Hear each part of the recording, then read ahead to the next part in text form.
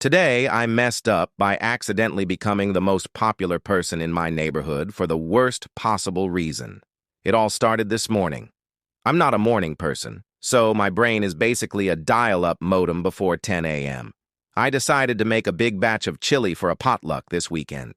I had all the ingredients laid out: ground beef, beans, tomatoes, and my secret weapon, a special blend of spices I've perfected over years. I'm browning the meat. Everything smells amazing, and I reach for my spice container. But right next to it was another, almost identical container. This one, however, wasn't for chili. It was a custom mix of potpourri I made last fall.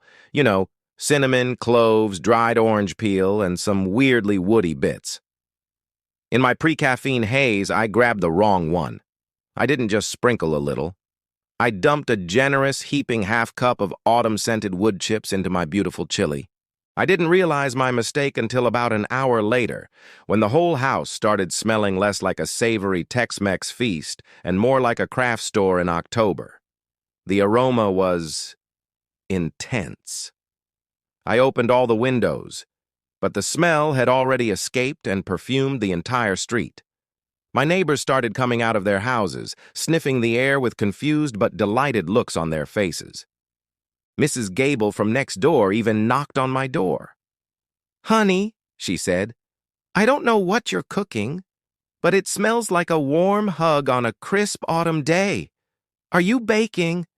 It smells heavenly." Before I could explain that she was smelling a simmering pot of beef and bean potpourri, another neighbor chimed in. "Seriously, it smells incredible. You have to share the recipe."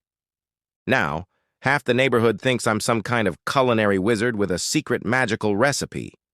I just smiled and waved, too embarrassed to admit that my heavenly aroma was a complete and utter culinary disaster.